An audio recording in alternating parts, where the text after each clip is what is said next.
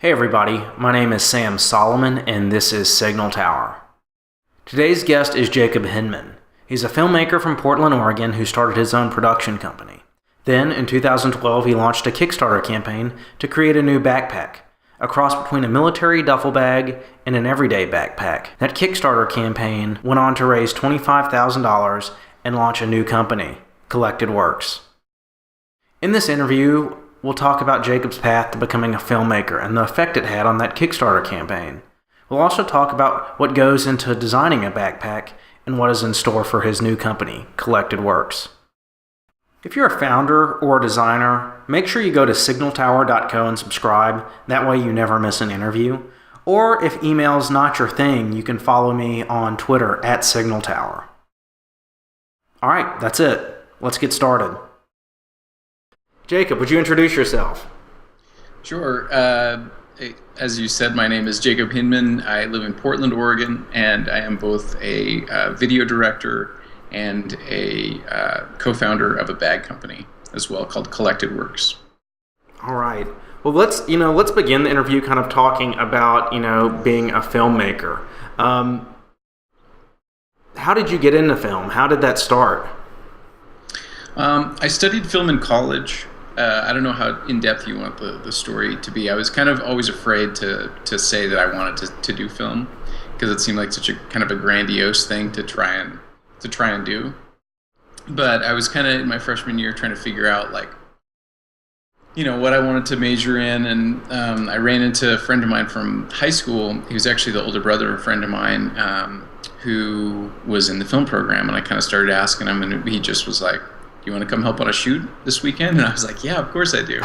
So that weekend I went and helped him just push the dolly and got on set of a student film and was kind of sold from there and really haven't looked back. And the funny thing is he's now a director of photography for, he does a lot of TV commercials, and he and I worked on a project last week again. And so we've kept that working relationship going. Wow, that's great. So tell us a little bit about that show, or that shoot you were working on. So it was, let's see. So the first thing I did was, like I said, I was the dolly grip. So I was just pushing the dolly, and they were shooting a promotion for the student film festival. So it was like the teaser trailer for that when they were promoting it, people would see. And this was going to date me a little bit. This was 15 years ago or so, maybe 12 years ago. It was kind of a takeoff of the Man Who Wasn't There, the Coen Brothers movie from the early 2000s. And so it was kind of inspired by that. And they were shooting on film, and so that was kind of the take of that first project that I worked on. Cool. Well, so now you're doing this professionally, right? And you're in a hotel room. You're on a shoot right now. Can you give us any details?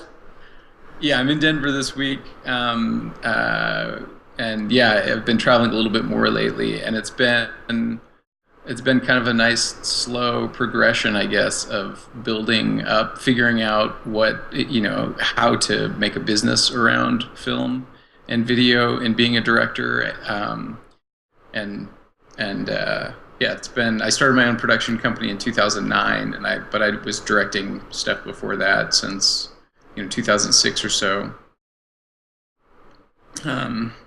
I started out working at my dad has a little ad agency in outside Portland, and so he had like a hospital client and some local credit union or that sort of thing, local insurance companies that I would do local TV commercials for, and then. It's hard to really remember that before 2006, when YouTube came along, there just wasn't really much of you couldn't really watch video online that easily. And so this was right around that time, excuse me. This was right around that time where YouTube started becoming big and companies started to get the idea that they could do video and high quality content and put it on their website, which is obviously a no-brainer at this point. But, that transition has really enabled me to have a career in video and storytelling that is both TV commercials, but also a lot of brand storytelling for companies that 15 or even 10 years ago wouldn't have been able to tell their story in using video because they couldn't really spring for TV buys. But they have these interesting stories that you can tell in 2 to 3 minutes and capture visually as well and put it on the web, and it's that's really been my bread and butter. I still do TV commercials and things like that, but most of the companies really are looking for online content these days. Right. So some of these kind of short 2 to 3 minute videos, I guess, what are some of the companies that you've done those videos for, and what makes those projects different from shooting a TV spot? Yeah.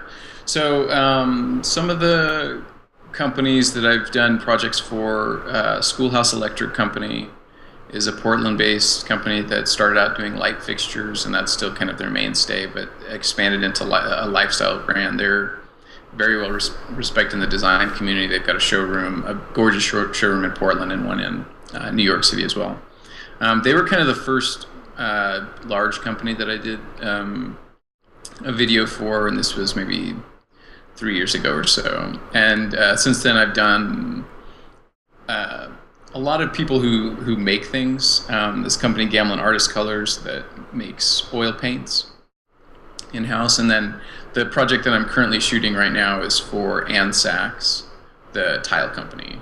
It's anybody that's in kind of like interior design or has rebuilt their home always has like a very knowing look when I say Ann Sachs, like, oh, okay, I know who that is, but I wouldn't necessarily consider them a household name outside of the interior design community, or if you're looking to redo your kitchen counters or something. That's fair. So of all the projects you've worked on, do you have any favorites? Well, this one, I guess I always feel like the one that I'm working on right now is the most exciting.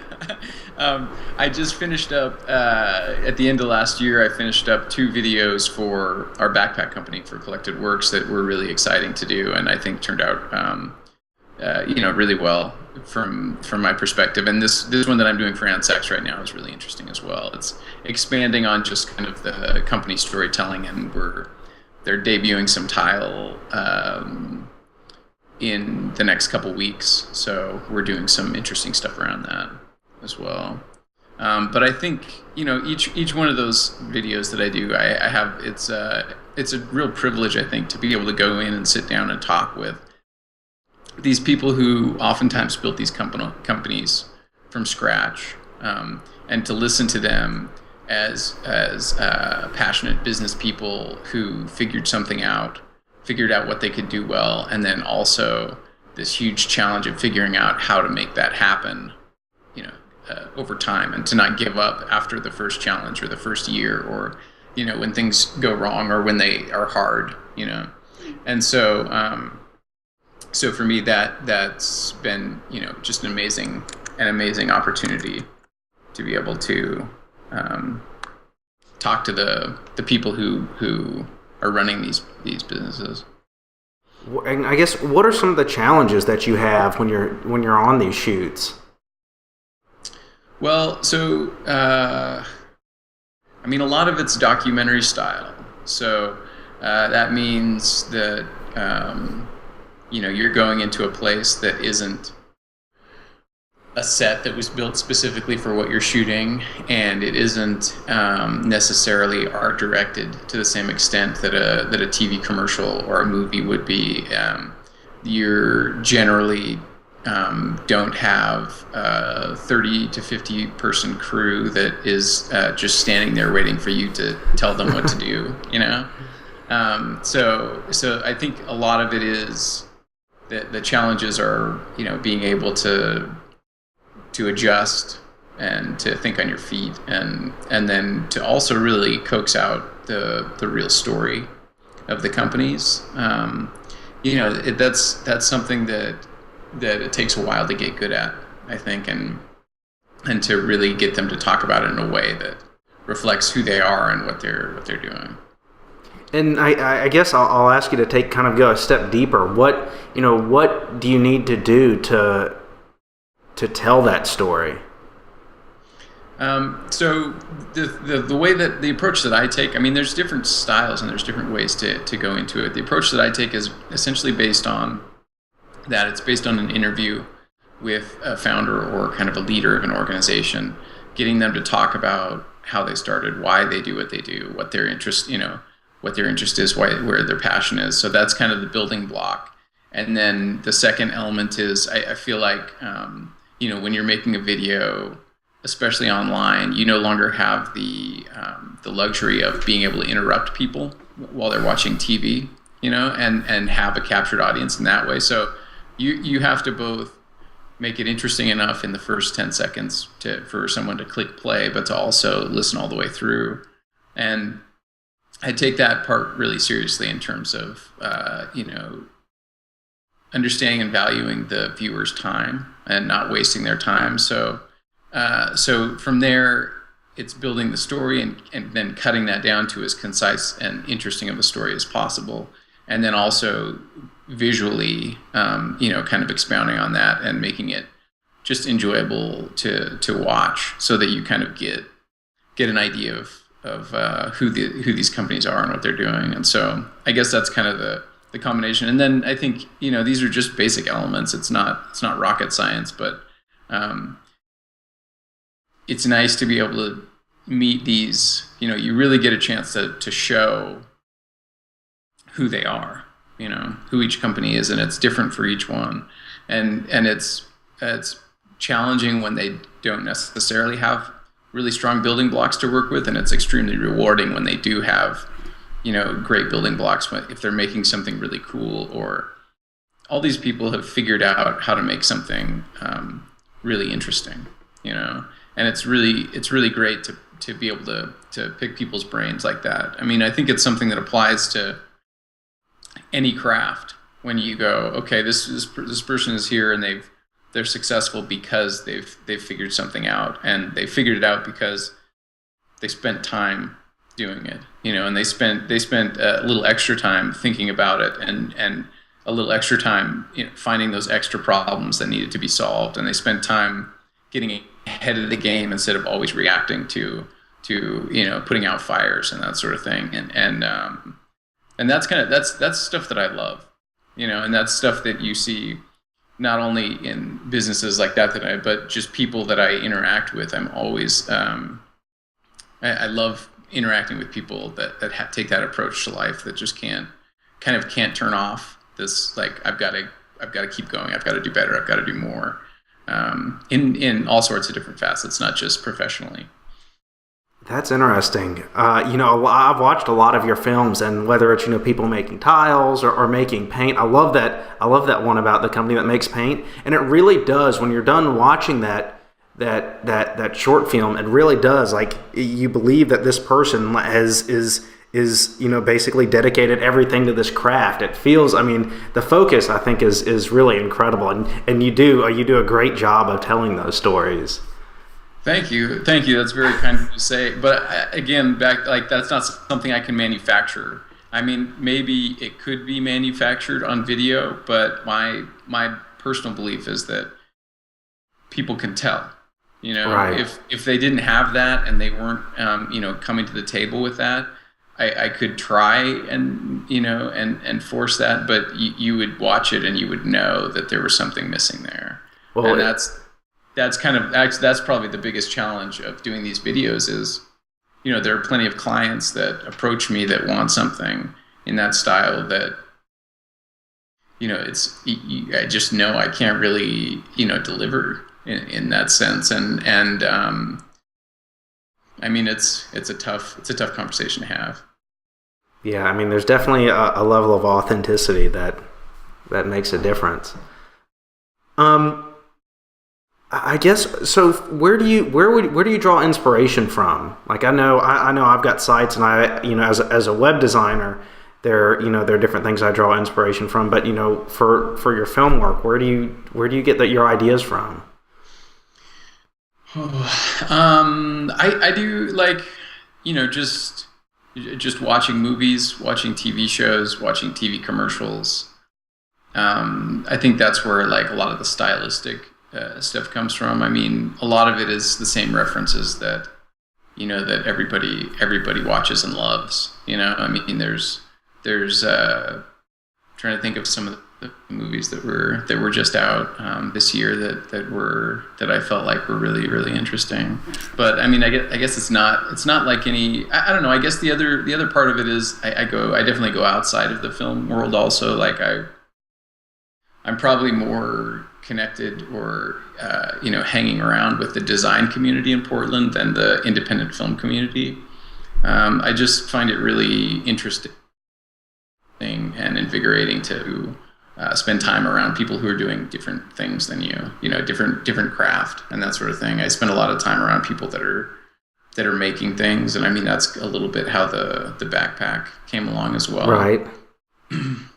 Well, so when you are watching these films, do you feel like, are you paying attention to like, oh, they use this for a wipe, or is that always cross your mind? Yeah, there is always like there is always that kind of technical side of you that's looking at things like that. It's hard, especially in film school. You go to film school and like you could very easily finish 4 years of film and basically have educated yourself into never enjoying another film the rest of your life. Both technically, but also just your taste gets so informed, and you can get in a situation where you have such a low tolerance for things that don't fit that kind of level of high art that you might want. That I personally just had to kind of flip that switch off and go at it and say, when I'm going in, I want to watch something and I want to watch it to enjoy it. And I think that as an audience member, that's as big of a responsibility as that if I choose to watch a film, I need to go into that film saying, I'm giving the people that made this film the benefit of the doubt, that they're going to try something and I'm going to try and meet them halfway there. And so, that's also something that you realize once you've worked on films, is it's almost a miracle that any film is ever made. And then on top of that any of them are even remotely good or watchable is, it's this crazy thing. And so I try and take that approach where for the most part I'm going to really just enjoy the experience, and then hopefully the technical investigation or the kind of what did they do there happens on a second viewing or far enough in the recesses that I haven't ruined the whole movie for myself. Yeah. Do you have a dream film project that you want to make? I think down the road, like I would love to do, a feature film or do a TV show, that sort of directing stuff. In terms of like specific ideas, I definitely have some, but not anything that's close to coming to fruition yet. But I think, it's ambitious for me to say that still, but I think that's something that in the next 5 or 7 years could potentially be like could be a real possibility for me. Let's take a second and talk about Kickstarter. Okay. You created a Kickstarter campaign that raised like $25,000 to build this awesome backpack. I'm curious, how did your background, as like a video director, help that process? Yeah. Well, everybody tells you, and I think it's pretty widely known, that Kickstarter, the video makes a huge difference. Now, that isn't to say that you need or definitely want something super polished on there, but just understanding, it's all sales. You're selling this thing. And we don't like to talk about that much, but it is what's happening. And so specifically with Kickstarter, I think the elements of a successful Kickstarter video are just being able to present clearly, concisely what your product is, why people, could use it or should be interested in it, and how they can be involved. And so it's not, it's just a pretty simple, straightforward thing. And to do that in kind of again, kind of just respecting the viewer and their intelligence and their time, and doing it as simply and genuinely as possible is really, I think, the elements of success there. Let's talk about this product that you made a Kickstarter for, this military duffel bag backpack. Where did that concept come from? So in this business, I have a co-founder and a partner in the business. His name's Patrick, and he went to high school with my wife. And so after we were both married, and he lives in Seattle. So she was from there, and since we live in Portland, we'll go up there, easily a few times a year. And we became friends. We'd go to dinner or just hang out when we'd go up there. And then he and I became the kind of friend who would run ideas past each other. I don't know if you have a friend this could be for any type of thing you're interested in, so it's like, I would do this with people in film or television before that, TV shows, you just talk to them about it, or, and he and I had a lot in common in those areas too, but we also, which I think is more, less common with some men, is that we were both really into men's style. And so we would talk about clothes and stuff and accessories, or shoes or whatever else. So it would go pretty often. If I was gonna buy a pair of shoes, or I was like, man, I'm really looking for a jacket or a sweater, I'm thinking of this, what do you think? And we just kind of bounce ideas off each other, and it was a good way to filter through both each of our kind of crazier taste ideas before spending the money on them, but also just it kind of built the framework of us going, oh yeah, here's this thing, like I like about this jacket, I like this, but I don't like that, this is good, that's not good. And so we've kind of been doing this for years, and much to our wives' chagrin, spending time texting each other, talking about what jacket you should buy. Yeah, exactly. So let's see. So then I guess it was the summer of 2011. Patrick was looking for a backpack, and we had both kind of liked the duffel bag, the military duffel bag in general, and thought it was cool, but just very impractical for daily use, or for our situations. And so he was looking at a couple different options that were a little bit in that vein, that we just didn't feel very. There were too many things that we were nitpicking about. We could find too many things that just weren't working. And so we started talking about, how we would improve it, or what could be better on it. And we just kind of like sketched out a few things, and we're like, I think this would be better than, and this would be pretty cool. And then, by the end of the discussion, we were like, this is kind of really cool. So that was how the original idea came about. But that, like I said, that was 2011, and we launched the Kickstarter in fall of 2012.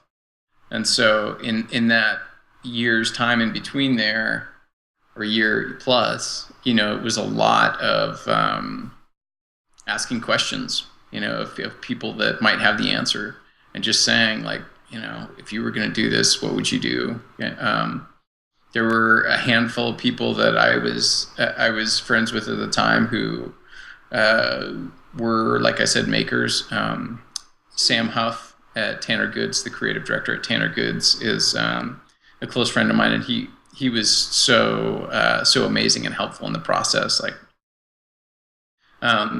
pointed us in the right direction for resources, and somebody to help develop the bag for us and test, sew prototypes, and the guy Pete Williams that we had, sew the prototypes and really develop it for us.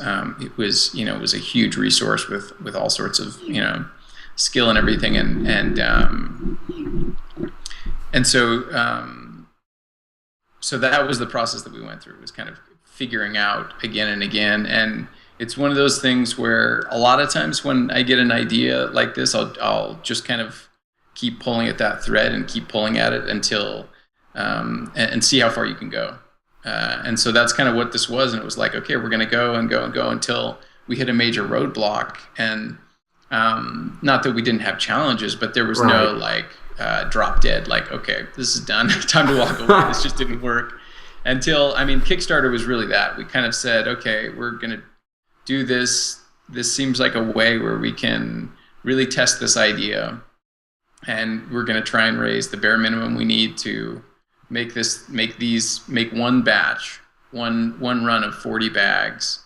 If we're successful, then awesome. And if not, then we just spent a lot of money on developing our perfect ideal backpacks.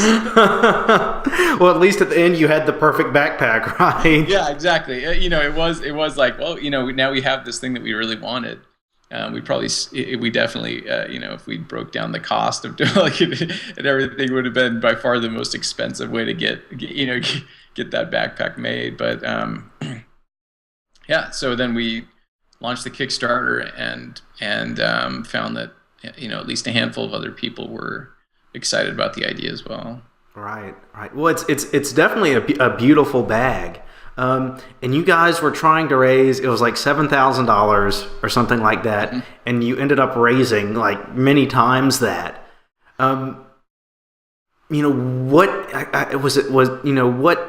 What did you do for publicity? What do you think, made the campaign so successful? Well, there are a couple things that I think really worked for us. I mean, our philosophy in setting the goal was, like I mentioned, like we don't want to miss. We don't want to put it too high and then come up short. So we didn't want to be too ambitious with the original goal, so that we could do essentially what we did. We could blow past it and have plenty to make more bags. And so I think that helped. That we weren't going after $50,000 or $100,000. We had a handful of friends and family that were pretty excited about it, and so it's just kind of the standard thing that you would do. Your own community, kind of reached out, and then a lot of the we also reached out to the blog community a little bit, which was, we had some success during the campaign, but it was also like such a compressed time that a lot of the people that we reached out to weren't able to support us during that time, or a lot of them were also hesitant to throw their endorsement behind a Kickstarter campaign, which I think is totally legitimate and a perfect stance to have, or a perfectly understandable stance to have. And so we got some press that way in terms of reaching out to either blogs we admired or people that we might have run into one way or another. And then we also just the Kickstarter site itself. A lot of people, at least at that time, I don't know if it's slowed down at all, but like people go on there looking for that type of thing. They go on there looking for something that is specific and is has a point of view and is something that they think could be cool. That they could be a part of making happen. It could be on the forefront of kind of something going big. And so we found a lot of success that way as well, just people browsing on there, and we started fast enough that picked us up pretty well, and then people were able to find us along. What do you wish you knew before you had started the campaign?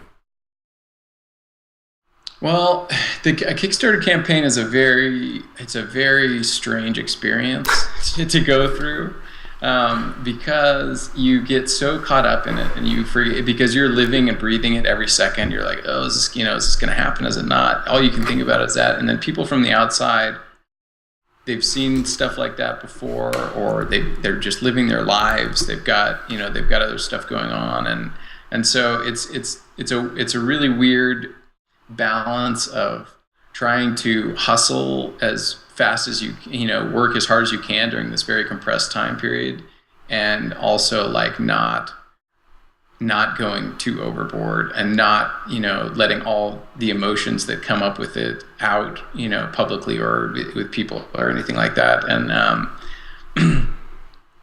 I think the thing that I wish I could have done differently beforehand or had known was it's hard to do all the stuff that you want to do.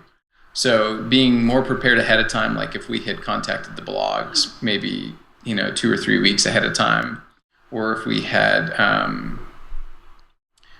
been able to get some of that stuff moving more, or built a pre-audience on a website, or pictures or talking about stuff. I mean, we did some of that stuff, but anything you can build ahead of time so that while you're actually running the campaign, you're not thinking of new things and that sort of thing, is a good idea. But it's hard because you could also just never stop preparing for it. We knew that we were maybe like 80 or 85% prepared for it. But we also knew that, like, if we didn't just say, like, we're going live right now, that it could have easily been another 2 months or 3 months before we had that chance, and we really wanted to get everything out before Christmas. So that was kind of Was that the goal, to get it done so people could order these kind of as Christmas presents? That was the... Yeah. I mean, that was one of our big thinkings. It's like such an obvious thing that's when people spend money on gifts and things like that, and so that was kind of the big driver for launching it then, for sure. Kind of going back to the pre-Kickstarter stuff. Have you thought about, now you're selling these bags under kind of Collected Works? That's kind of how they're branded as. Have you thought about going back to some of these blogs that, when they couldn't really see the product or anything, have you thought about going back to them and saying, hey, will you take a look at this and write about it now? Yeah. We've been reaching out, especially since we finished those videos up and we've built up a little bit of inventory in stock and things like that. We've been reaching back out to a lot of the blogs, and we have had a good amount of success with people being more interested or willing to talk about us or promote us. We've been featured on, actually just the last couple of weeks, featured on a couple of pretty major blog sites and email lists and things that are really, they've been really wonderful helping us get the word out about everything. And how did you find these blogs? Are they blogs that you read, or? Yeah, a lot of them are just blogs that Patrick and I both read and admired before we undertook this project, or as we did, and then a fair amount of them actually are, and some of the ones that have been the most helpful and we've seen the most results from are blogs that we wouldn't normally read, that are maybe more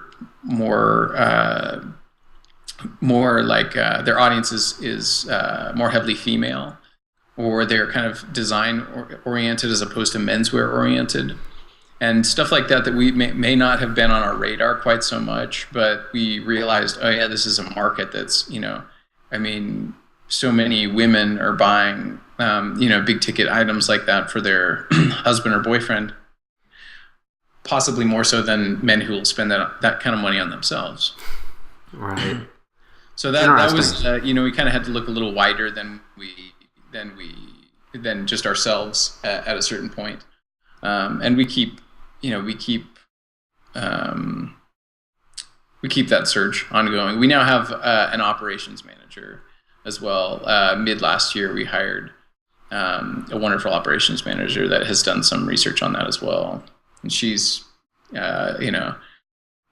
made a world of difference in helping us keep everything organized. And because we now have a number of wholesale accounts where there's stores that are selling our backpacks as well as just on our website. That's awesome. Well, how do you get those wholesale accounts? Do you how does that, if someone's trying to sell a clothing product or anything, how do you get into these kind of retail stores?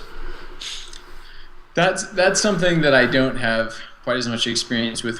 The way we've encountered it is we've actually had a lot of companies or stores from overseas approach us about carrying our bags, And I think that the especially the Japanese market, and as well now the European market, has been really interested.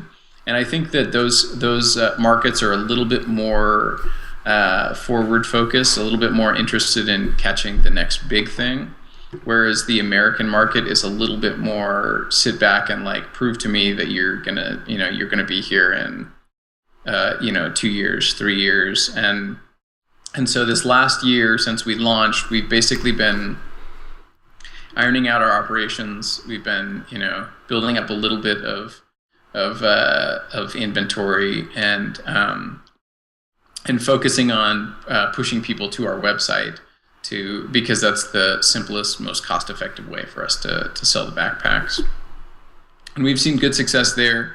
And now that we've been picked up in a handful of other stores overseas, we're this year, one of our main goals is to start finding strong retail partners domestically as well that we can really partner with that make sense. Well, I guess let's talk about a little bit about Collected Works. So you guys have obviously the flagship is the backpack, and you kind of have. Well, you know what? Let's actually. I don't think I've given you a chance to kind of plug the backpack and all of its things. So tell us, I guess, in detail a little bit about this bag that we've been talking about. Yeah, sure. Well, the best way I could plug it actually is there's the videos I was telling you about on our Collected Works website, which is collectedworksco.com. Do a much better job than I will right now of explaining it because I got a chance to write it and then have an actor say it and everything. But the idea basically behind the backpack was that we wanted to marry the style of a military duffel bag with the function, the needs, and the size of like a daily use backpack.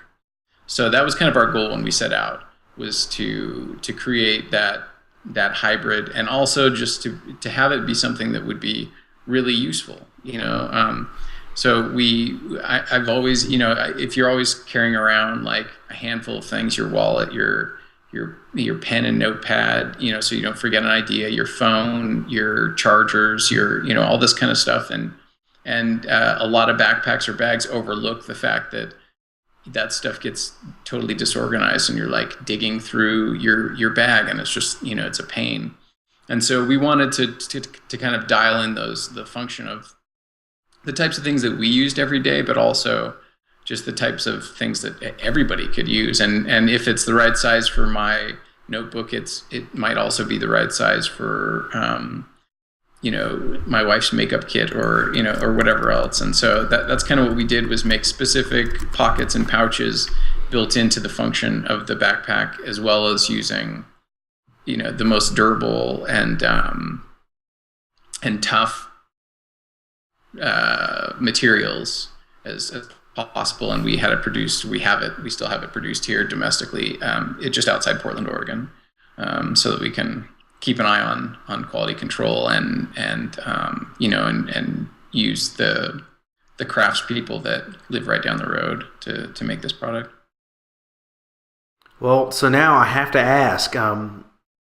Do you have any other ideas, or are there any other products that you're thinking about putting together? Yeah, we definitely have a handful of ideas for expansion, because Patrick and I both have additional full-time jobs. I used to call the Collected Works a side project, but now it's more realistically just 2 full-time jobs that we each have. That goes a little bit slower than if we were both, I guess I could say, able or also willing to or interested in having this be our only project. But we do have some stuff in development for sure. That's awesome. Well, we're reaching the end of the interview here. I got to ask you, because you are obviously you really think about the products you use and stuff. Is there anything else that whether it's a jacket or I don't know, anything that you just love? Oh yeah, I mean there's so many. There's so many. Let's see. Oh, I don't know. I mean, I guess it would have to be. You'd have to say what type of item. It's like it's I think the biggest thing that I've realized over, the last 5 or 6 years or whatever, like more information comes out on this stuff, and just in terms of quality and product, and what's out there. There's this wealth of information, and I think my evolution from maybe when I was in high school and didn't pay so much attention to this sort of thing until now is like, I just pay way more attention to finding the right item that I'm looking for, as opposed to, in the past it might have been, the cheapest item, or the one that was right there that I could buy on the spot, or, whatever else. And so, I think it's kind of the same thing as anything. It's like, if you can be specific about saying, oh, okay, I'm looking for a jacket right now. And then if the jacket that you really want is a lot of money, which most of the stuff that I want is, it can be, I tell this story all the time. Like the first pair of Alden shoes, which I love, they're handmade in Massachusetts. They're great shoes, but they were, they were like $400, and I saved up 6 months, just here and there to buy those shoes. So it's like, that's the kind of stuff that I like doing, is like finding the exact item that I'm looking for, that's going to fit right, that's going to be the level of quality that I want, and then kind of taking that consumerism seriously in that sense, and just be really engaged in the process, and realistic with your own situation. Like, none of us have,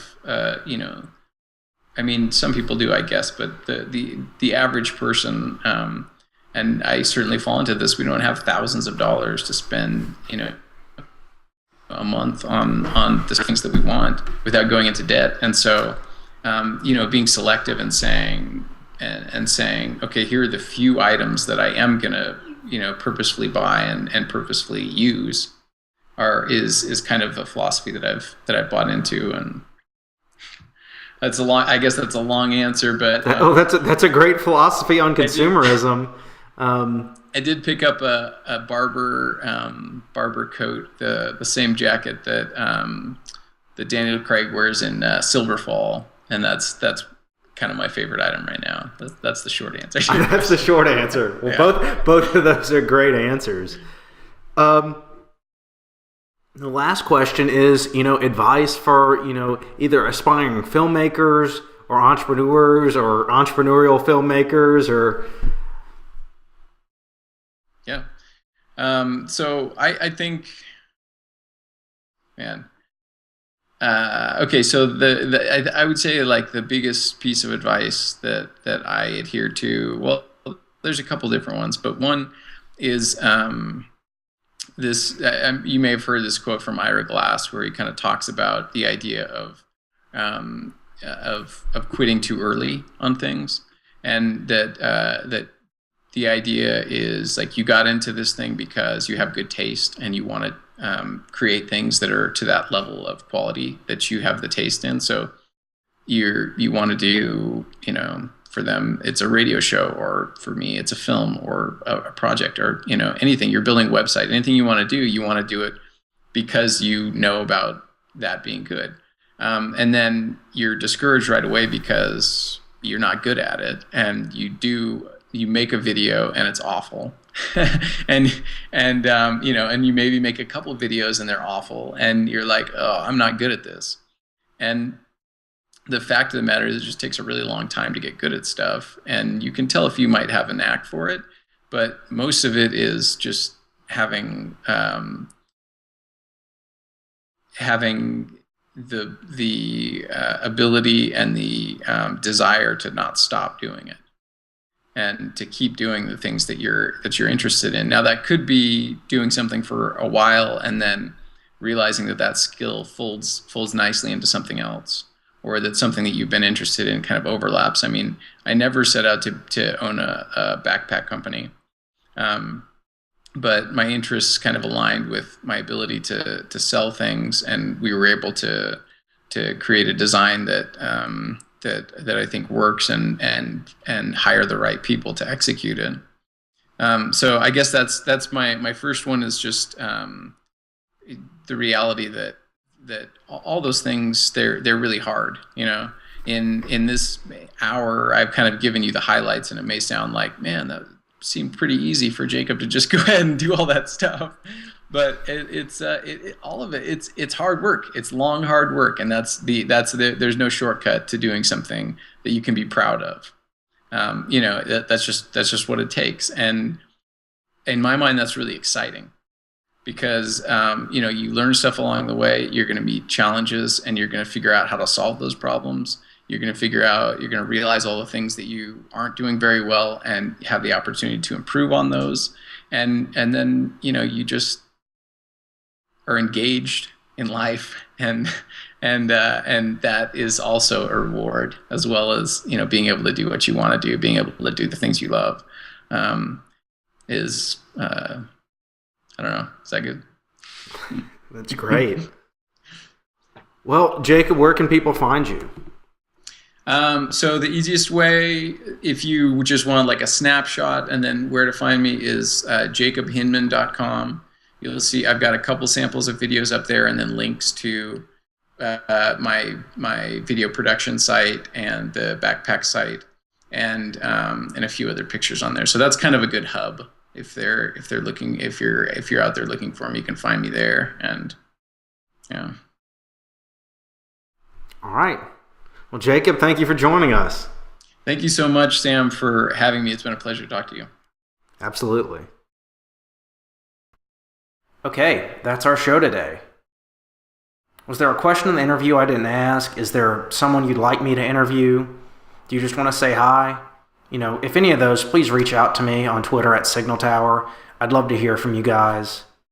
Let's see, what else? If you haven't already, make sure you go to signaltower.co and subscribe. I'll try and send you a new interview each week. And once again, thanks for watching.